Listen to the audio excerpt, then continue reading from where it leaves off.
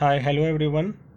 सो आज के क्लास में हम जानते हैं कि हमारी जो ये स्टेम टिंकरिंग लैब क्लास जो स्टार्ट होने वाली है वो एक्चुअली है क्या, इसमें हमें क्या क्या पढ़ना है, क्या क्या हमें सीखना है, इस इसका उद्देश्य क्या है, इसमें हमें क्या क्या पढ़ने को मिलेगा, इसके फ़ायदे क्या हैं।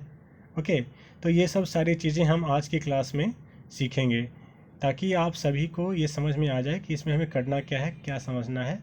ओके, इसके फ़ायदे क्या हैं।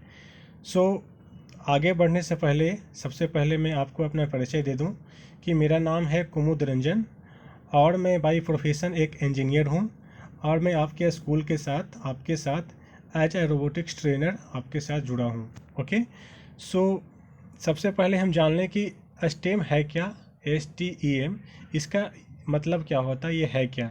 सो आप देख पा रहे होंगे कि स्टेम STEM यानी कि 4 लेटर्स 4 अक्षर से बनी है, जिसमें S का मतलब होता है साइंस यानी विज्ञान, T का मतलब होता है टेक्नोलॉजी, E का मतलब होता है इंजीनियरिंग और M का मतलब होता है मैथमेटिक्स। यानी कि स्टेम का मतलब ये हो गया कि आप एक ही जगह पे अब तक आपने जो कुछ भी पढ़ा है, साइंस का आपने अलग पढ़ाई किया होगा, टेक्नोलॉजी का आपने अलग किया होगा, इंजीनियरिंग का जिन्होंने पढ़ाई किया है उन्होंने अलग किया होगा और मैथमेटिक्स का पढ़ाई आपने अलग किया होगा, राइट।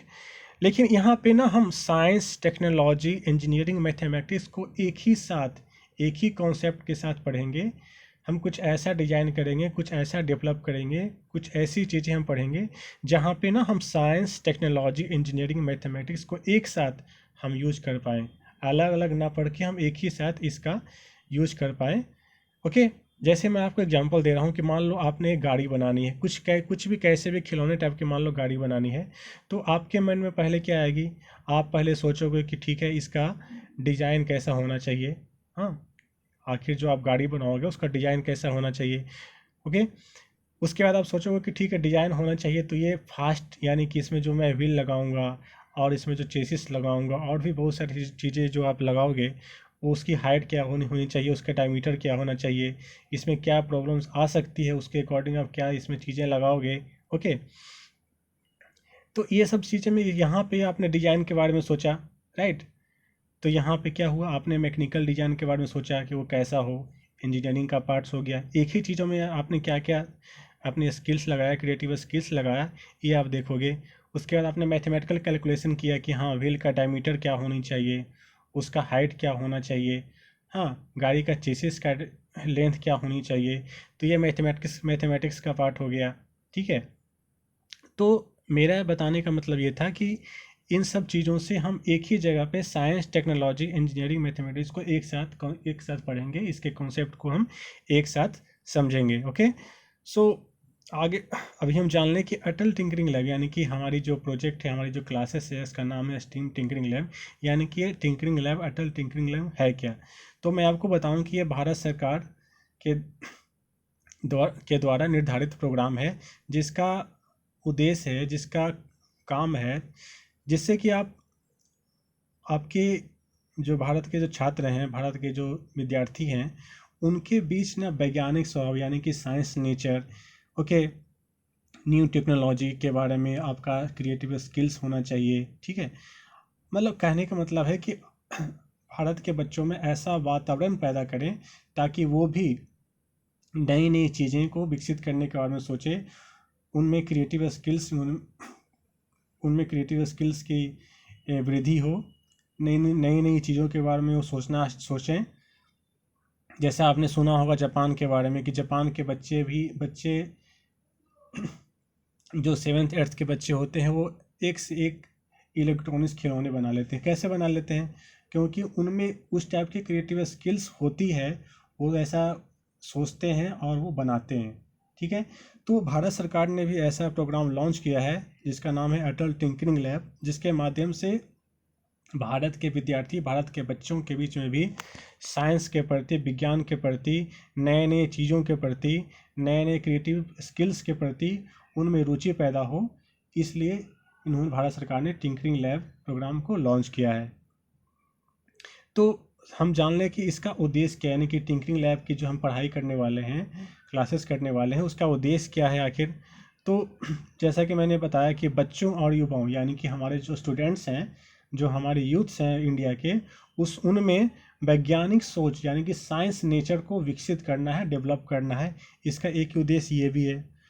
उसके बाद क्या है, उनमें जिज्ञासा हो कि आखिर ये काम कर रही है तो कैसे काम कर रही है, क्या काम कर रही है, क्यों काम कर रही है, चीज़ों के बारे में जानने के लिए उसमें अभिलाषा पैदा हो, उसमें इच्छा पैदा हो कि हर एक चीज़ों, जो भी चीज़ें घटित हो रही है आपके आसपास कुछ भी, तो आप में ना ये जिज्ञासा पैदा होना चाहिए कि क्या, क्यों और कैसे।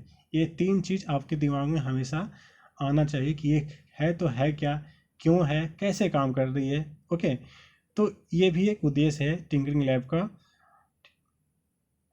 और जैसा कि मैंने बताया कि साइंस, टेक्नोलॉजी, इंजीनियरिंग और मैथ, ये तीनों पहलुओं, ये तीनों चारों चीज़ों को आप एक साथ आपको समझने का मौका मिलेगा कि ये काम क्यों, कैसे और क्या कर रही है।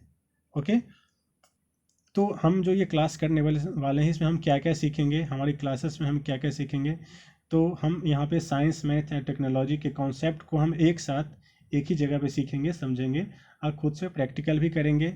इसके माध्यम से आप रोबोट बनाना सीखोगे, रोबोट कैसे काम करती है, क्यों करती है। ओके, आप खुद से इसमें डेवलप करोगे, खुद आप रोबोट बनाना सीखोगे। नए नए रोबोटिक्स जो तकनीक आ रही है उसके बारे में आप समझोगे, उस पर खुद आप हैंड ऑन प्रैक्टिस करोगे। 3D प्रिंटिंग यानी कि अब तक आपने जो कुछ सुना होगा ना, 2D प्रिंटिंग के बारे में सुना होगा, यानी कि पेपर में जो प्रिंट निकलती है उसको 2D प्रिंटिंग बोलती है। लेकिन हूबहू 3D प्रिंटिंग से हूबहू हम किसी चीज़ का नकल, किसी चीज़ का प्रिंट कर सकते हैं। ठीक है, तो आप 3D प्रिंटिंग के बारे में जानेंगे, खुद से आप 3D प्रिंटिंग करना सीखेंगे। और इंटरनेट ऑफ थिंग्स यानी कि हम जो दूर बैठे किसी इलेक्ट्रॉनिक्स चीज़ों को कंट्रोल करते हैं, जैसे आपने सुना होगा कि दूर बैठे किसी ने घर का अपना लाइट का ऑन ऑफ किया, कंट्रोल किया, अपने फ़ैन को कंट्रोल किया, टीवी को कंट्रोल किया। ठीक है, या आप घर बैठे हो, आप आपके ऑफिस में क्या चल रहा है आप देख पा रहे होगे। तो ये सब क्या है, इंटरनेट ऑफ थिंग्स का उदाहरण है। तो ये सारी चीज़ें हम इस क्लास के माध्यम से हम सीखेंगे, इसकी ट्रेनिंग लेंगे, हम खुद से इस पर हैंड ऑन प्रैक्टिस करेंगे। ठीक है, हम इस क्लासेस में एक्टिविटीज़ क्या क्या करवाएंगे।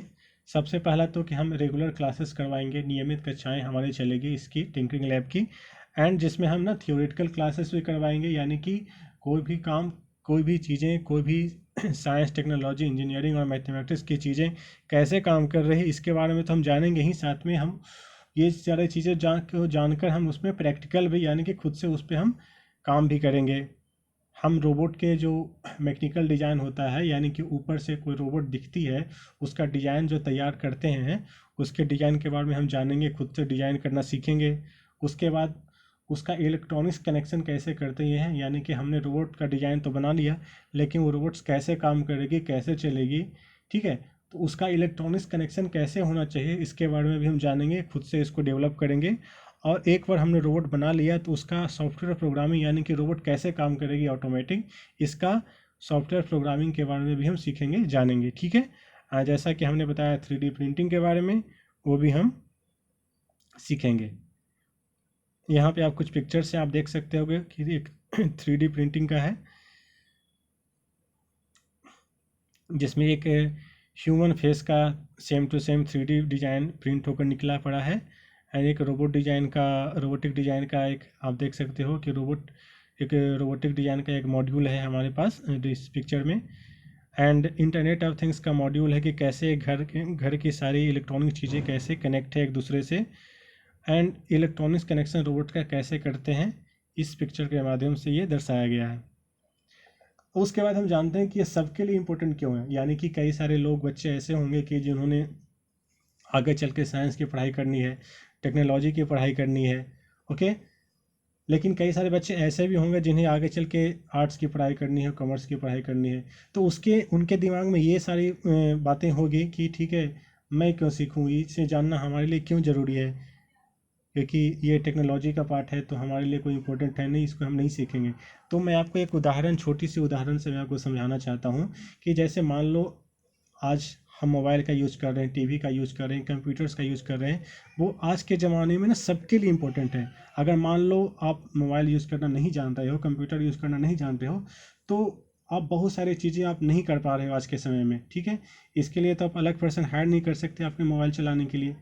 हाँ, तो जैसे आज के समय में मोबाइल कंप्यूटर नेसेसरी है ना, वैसे ही दिन डे बाई डे टेक्नोलॉजी इतनी डेवलप हो रही है कि आने वाले जनरेशन्स में ना robots day to day life के लिए ना नेसेसरी हो जाएगी। इसलिए आप भले ही आर्ट्स पढ़ो, साइंस पढ़ो या कुछ भी पढ़ो, लेकिन आपके लिए इसके बेसिक कॉन्सेप्ट को जानना, ये कैसे काम करती है, एटलीस्ट ये जानना आपके लिए बहुत ही ज़रूरी है। इसलिए ये जो टिंकरिंग लैब की क्लासेस है, ये सारे लोगों के लिए, सारे स्टूडेंट्स के लिए बहुत ही इम्पोर्टेंट है। ओके, सो हमने अब आज की क्लास में ये जाना कि स्टेम है क्या, टिंकरिंग लैब क्या है, इसमें हमें क्या क्या सीखने को मिलेगा, क्या क्या पढ़ेंगे, इसका उद्देश्य क्या है, क्यों ज़रूरी है, ठीक है। सो नेक्स्ट क्लास से हम इस स्टेम टिंकरिंग लैब की ट्रेनिंग को हम रेगुलर स्टार्ट करते हैं। Okay, so thank you very much.